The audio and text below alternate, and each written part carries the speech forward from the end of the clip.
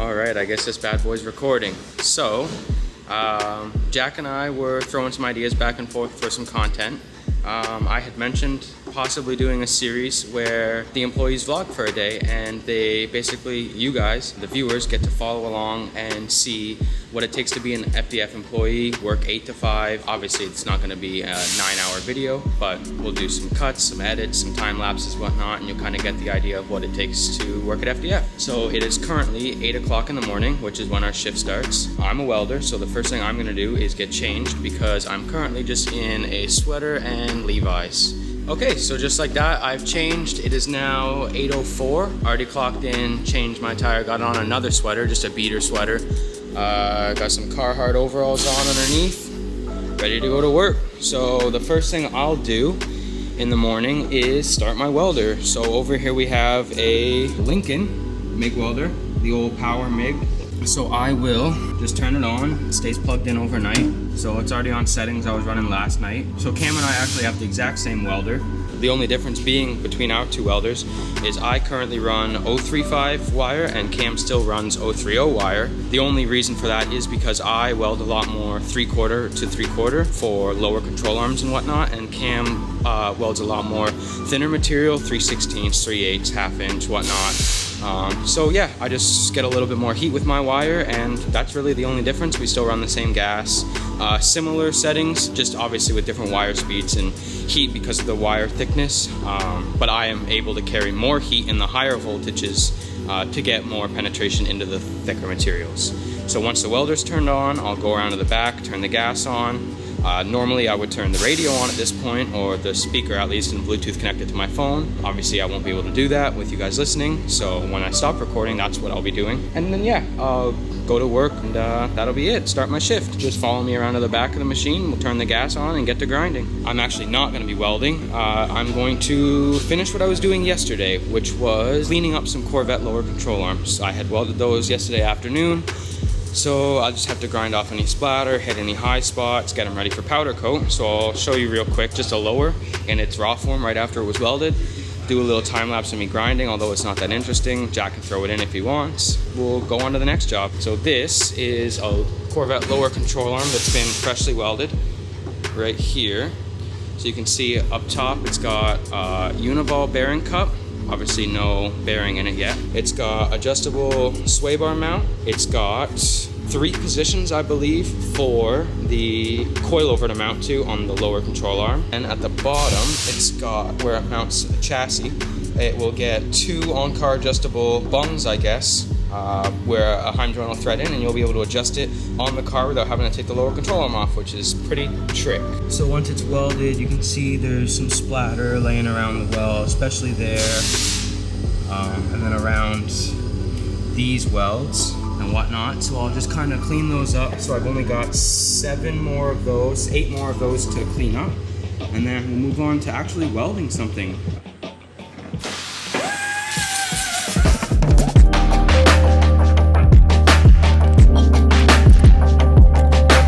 Okay, so that's it. Just got finished cleaning up the lower control arm. Doesn't take very long on something like this. So all I use for that job is a little air die grinder. For this, I'm using a 60 grit, just a regular old orange grinding disc on that, so nothing special. If there's any, like I said, inside corners where a lot of splatter builds up in a weld, I'll hit it with a chisel and get any like super high spots of the splatter taken down before powder. And then yeah, so I'll go ahead and knock out the rest of these arms, and then we'll move on to something more interesting. Okay, so like that, I'm all done the Corvette lower control arms. Cam's welding aluminum right now, so that's what that noise is in the background. But anyway, so just shut the radio off. Absolute vibrators this morning. You already know. A Day to Remember, one of my favorite bands. Shout out. Or not shout out, whatever. Anyway, like the video if you like A Day to Remember. They slay. We'll go ahead and put these lower control arms on the powder coat shelf because they are now ready to be powder coated. So these are all for stock. So they'll just go silver until somebody orders them. They'll sit on our shelf. So basically this is our rack here. It's just like an old steel rack we made. So basically when I'm done welding something or Cam's done welding something, we'll clean it up, get it ready for powder, put it in a bin, and then either label it for a custom color kit if you guys order a custom kit. Don't offer raw anymore, so it'll either go custom or silver. So then we'll put it in the bin, label it, put it on the shelf, and then our powder coaters, Troy or Corey, know what color to powder coat everything. We also do black on some shackles and smaller items. The black is actually a lot more scratch resistant as just like a base layer powder coat, so pretty sick. So anyway, I'll get these on the shelf, show you guys what that looks like, and then we'll go on to the next job. Side note, we're actually going to check in with Cam this morning and see what he's working on, because it's a little different actually. He's not working on anything for the shop, he's working on a custom project. Yeah, so it's a full aluminum diffuser for a race car that Josiah's brother's building. Pretty sick, all aluminum. Okay, so now that that job's done, I'll need something else to do for the rest of the morning. So we'll go check the shelves to see if there's any product that's low in stock. Actually, the first order would be, we would check this sheet that Ethan provides us with all the orders currently on the shelf that haven't been sent out yet. So it looks like this. Just an orange sheet. It has all the order numbers on it. Anything that's been blacked out. Hey, I'm vlogging here. Hey, I'm walking here. Anything that's been blacked out is an order that we no longer need to weld anything for. So as you can see here, there's order 8100.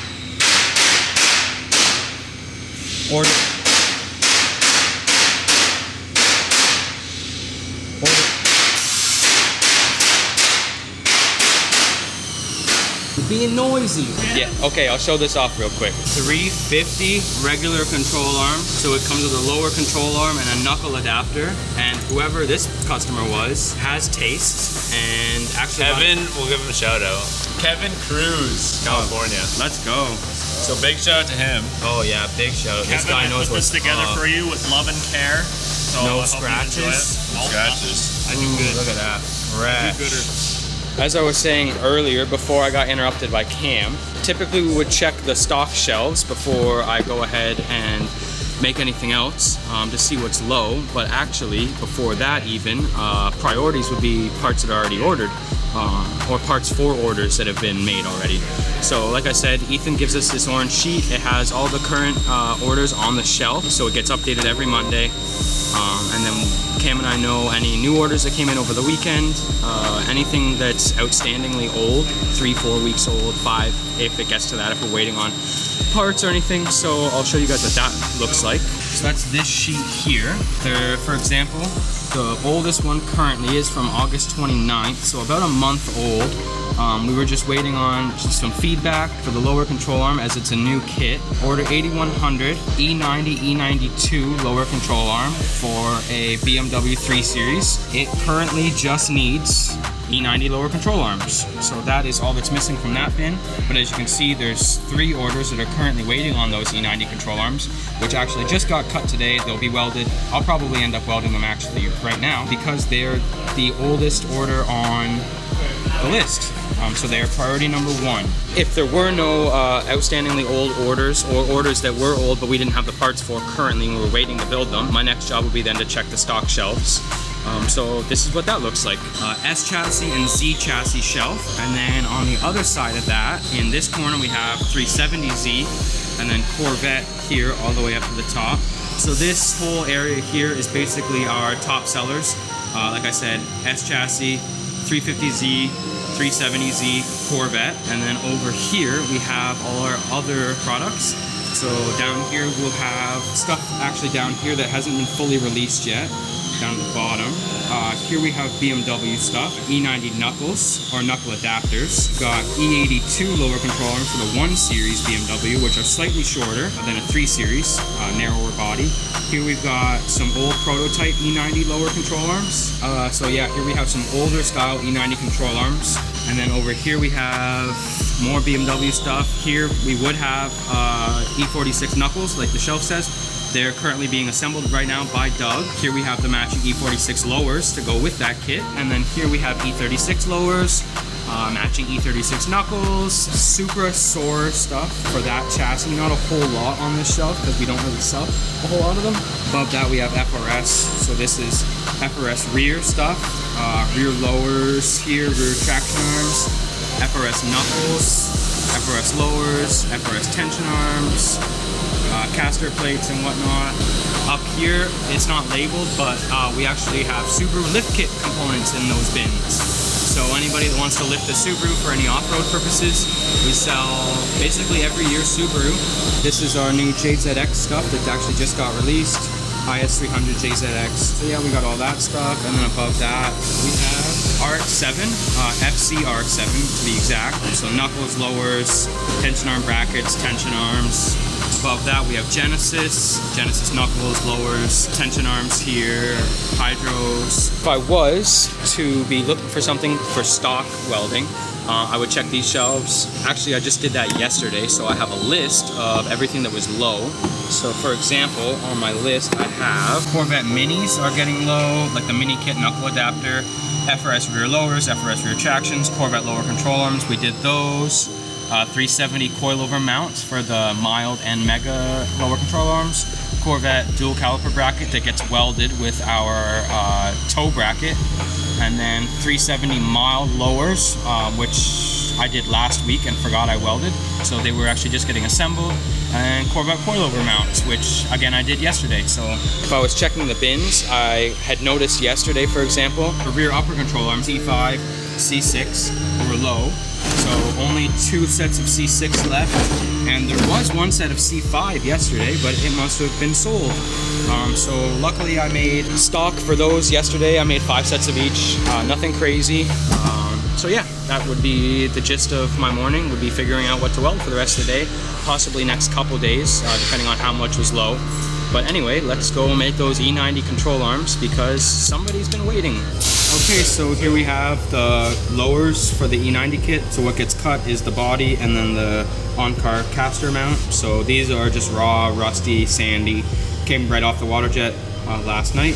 So I will go ahead and sandblast these before welding them, and then we'll get to it. Okay, so we got the E90 lowers all sandblasted. So I know everywhere that gets welded on these lowers. So here we get a bearing cup, here we'll get a sway bar mount, a bung for a heim joint, and then here is our caster mount, which is right there. I just sandblasted real quick where I know gets welded.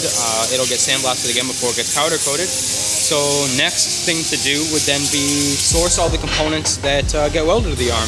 Like I said, the sway bar mount, the bung for the heim joint to adjust track width and whatnot, and then the bearing cup. So we have 5 arms there because I actually had just welded one earlier this week. Only one head got cut for some reason, so here's the other 5 to make up 6 total for the 3 orders we have. These are obviously machine components, so they're ready to go. Pretty nice machined parts. And yeah, we'll get to welding. So the first critical part is having a clean work surface. So I've taken down all the BBs off the top of the table. I haven't ground it flat or anything, but there's no high spots, no grinding dust or anything. So the first part is, typically we start with the part that gets offset the least off the arm. So in this case, it's the bearing cup. So this arm is 3/4 of an inch thick, and this bearing cup is 1 inch tall. So we'll offset it, because there's a 1/4 inch difference, we'll offset it 1/8 on either side. So I'll use a piece of scrap material. This is some 1/8 stainless or 11 gauge stainless if you work with gauges. So basically I'll put that under the arm and then clamp it to the table, put the bung on, and that'll give us our 1/8 spacing.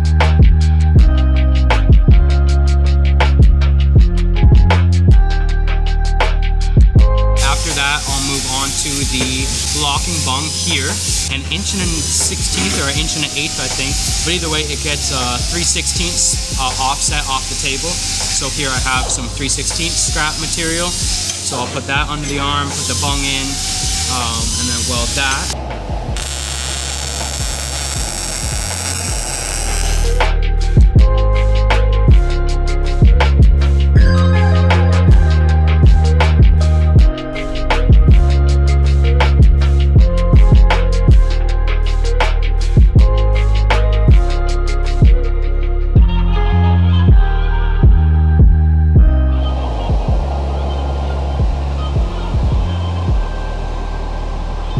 Okay, so we just got all the bearing cups and bungs welded up. Nothing crazy happened other than a couple flames in some bungs. They're full of coolant or cutting fluid in this instance.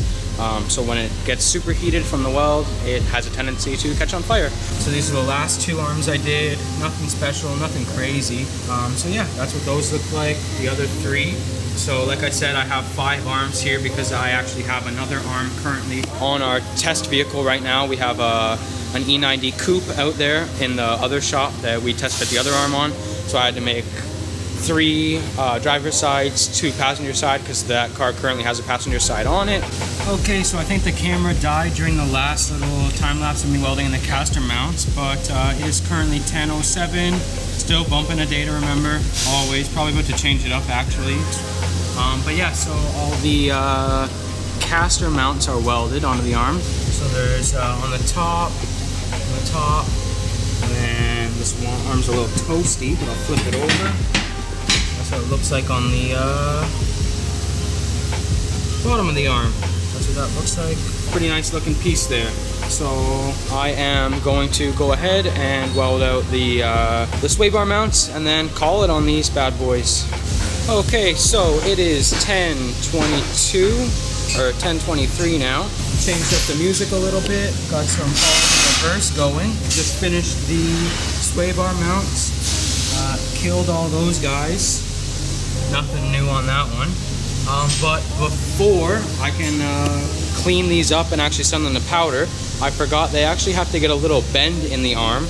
Okay, so like I was saying before the camera died, we actually have to go bend these arms. So it'll actually get a little bend like right in this little pocket here on our brake to clear for the steering rack. Just the end of the rack just barely contacts the arm here at full droop. So a little bend there will fix that issue. We have a 44-ton press, I believe, so no sweat on that at all. I'll actually go take you guys out to see the car we test fit these arms on right now to show you. So something we didn't foresee, I'm sure at compression, like ride height compression or full compression, obviously there wouldn't be any issue with the fitment of the arm at all. But at full droop on our hoist installing the arm, it actually just contacted the end of the rack here where the boot goes on to the inner tie rod. So as you can see there's a tiny little bend in that arm, probably less than about 10 degrees. But yeah, so this is the arm after it's been welded, but not powder coated on the chassis. So here you can see we have our bung for the heim joint, on-car adjustable caster. So you just spin that and it threads the heim joint in or out. And then there is your bearing cup that goes to the knuckle adapter, our aluminum tie rod, and then underneath the sway bar mount is down here. Yeah, just a test fit vehicle before we send them out as a finalized product for anybody that ordered them. I'll wait for the arms to cool down, clean off all the splatter. The same deal I did on the Corvette arms this morning, and then with these ones we'll put them in the brake, give them a little yoink, put a little bend in them. While these are cooling down, I'll go ahead and start another job. Corvette mini kits, we'll probably make those eventually today. And like I said, FRS rear arms, Corvette lowers we did. If cam is done TIG welding, I actually might jump onto 370 coilover mounts. The coilover mount gets used on the mild 370 lowers and on the 370 mega lowers. So it's a part that we're constantly running through and they get TIG welded. So a little bit more time consuming than just a normal coilover mount bracket. So nothing crazy, but I'll probably jump onto those. So I already got the parts laid out on the TIG table because like I said, they need to be TIG welded. This is our TIG welder. We have a full Everlast setup. AC/DC TIG welder, maxes out at 250 amps I think, has a water cooler, 100% argon in the regulator. So we're gonna go ahead and make 20 of each side. Okay, so I'm just about ready to weld these up here. I got 10 fitted up, so they're pretty easy to fit. They just get a 2 M10 bolts through them, M10 nuts bolted together, no problem. We changed up. It's 10:52, we got some Moneybag Yo on the radio. So yeah, I'll set you guys up for a quick little time lapse of how I make these. I'll just do one of them actually. I'll make one, make the rest, same deal, and then probably go for lunch here pretty shortly because it's almost about an hour till lunch, so.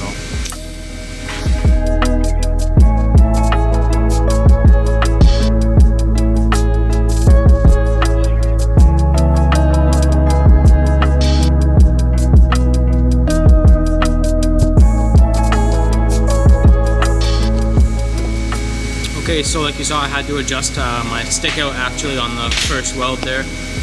The cup was so large it was actually hitting the mount before I could get all the way across the weld, so I adjusted my stick out. Luckily we're running a gas lens, so you can run a pretty aggressive stick out on the tungsten and still get really good gas coverage, but I did have to stop the weld halfway through on the fillet. But anyway, this is what it looks like once it's fully welded. Nice little fillet across the top, decent gas coverage, but as you can see I had to stop in the middle so it doesn't look the greatest, and then it gets fused all the way around with no filler, all the way around, just to prevent any cracking from ever happening. These get bolted directly to the lower control arm, so they should never be loose on the arm, so there should never be any vibration. But in case a bolt gets missed or something like that, and they do vibrate, obviously you don't want what mounts your coilover to your lower to crack, so we weld them all the way around. So I'll go ahead and do 39 more of these, so that'll take a hot minute. But yeah, I'll get to grinding and catch you guys on the flip side. Alright, so it's currently 12 o'clock. So we take our lunch break now. We take a full hour instead of taking a half hour and then 2 other 15-minute breaks during the day. We just get it all knocked out at once. We go from 12 to 1 for lunch. I basically got 3/4 of these done. I got 30 out of the 40 I was making. Quick little zoom in on some of them. I dunked them in water to cool them down so I could take the nuts and bolts out and reuse them. So they look a little rusty, but yeah, they didn't come out too bad. I got 10 more to make. Before I started welding, I had said that I was making 40 and that only translates to 5 sets. I was absolutely tripping when I said that. 40 of these will make 10 sets total because there's 4 per set. 40 divided by 10, 10 sets, no big deal. So anyway, I'm gonna go get my lunch. 1 hour later. Alright guys, so it's just about 1 o'clock. Just got back from lunch, had a little pork roast, some cucumbers, a Pepsi, nothing crazy. Gonna get back to making these 370 coilover mounts, knock the rest of them out, and then we'll find something else to make after that. Oh yeah, we have to finish the E90 arms, so we'll do those, and then yeah. Okay, so here we have the lower that was actually just on that E90 this morning. That's the one I welded up earlier in the week, or late last week, I don't remember. But Cam and I just pulled it off. So like you can see there, that's a good representation of the bend that we have to put in the arm to clear the tie rod boot. So I've got the rest of them all marked out where I'm gonna roughly put the bend. Next I just need to find the angle at which Cam bent this to mimic it. And then these arms will be ready to be powder coated.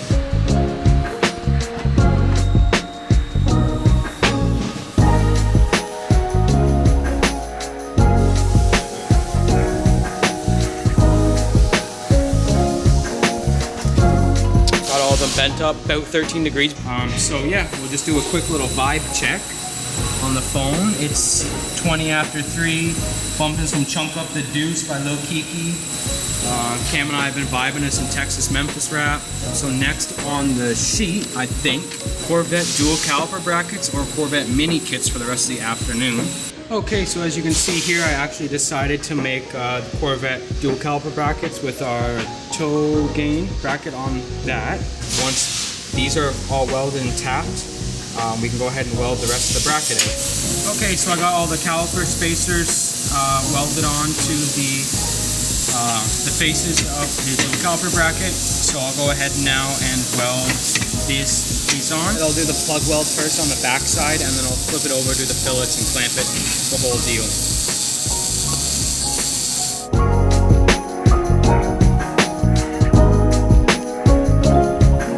Alright, so that's that all welded up. I'll go ahead and show you guys what that looks like now. So those are what they look like on the top side of the bracket. Like I said, it's just to basically keep the bracket, because it gets threaded all the way through in those holes there for the caliper. These welds are basically just to keep it from ever separating. So this one I had already welded up. Actually, I have 2 down there that are welded up. But yeah, and then that's what the plug weld looks on the back side. Alright, checking back in. So, I got all 10 dual caliper brackets welded up as far as I wanted to go with those. So now we're at the tapping table. So this, I'll show you guys real quick. It is a tapping arm that is mounted to this table, completely flat. And then it has a controller here, and and then basically all your settings are on here. So I'll go ahead and show you guys how I fasten everything to the table, and then we'll go ahead and thread one. Tapping surface, this is where I'll bolt the bracket to the table. 2 half-20 grade 8 bolts through the table and through the holes. 2 half-20 nuts on the bottom.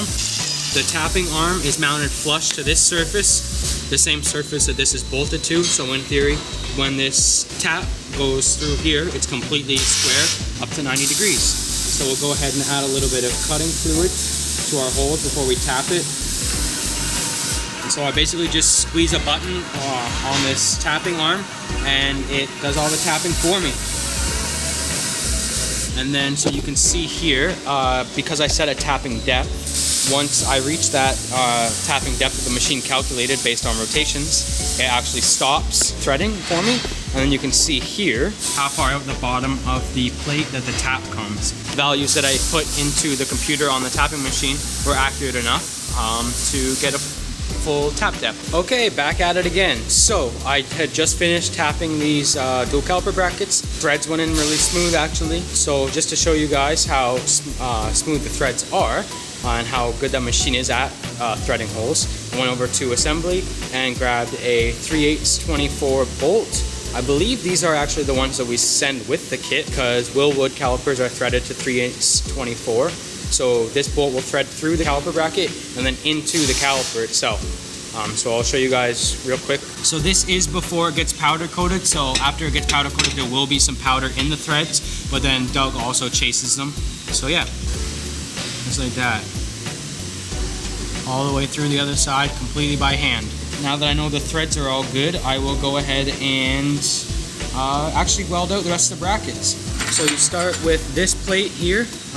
You want the angled edge to the inside of the bracket, so this is a nice square 90. So then we will start with that, square it up to the plate. Yeah, so it moved a little bit after tacking, so I'll just square it back up. Good to go. And then I'll use my little vise here to hold it in place. This one here, and then just line it up basically like that, edge to edge. And as long as this plate that I welded on initially, this one here, is square to this, it should make a perfect edge to edge weld. Okay, so this is what that looks like.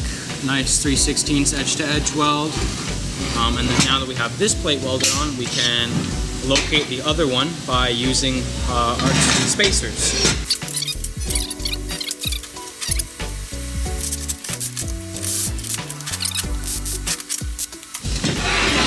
So then all I have for a weld, open corner, fillet, plug weld, fillet, fillet, fillet, and then on the back we have plug and plug. So that's it. I'll do the 3 plug welds first, and then I'll do the open corners, and then I'll do the fillets last.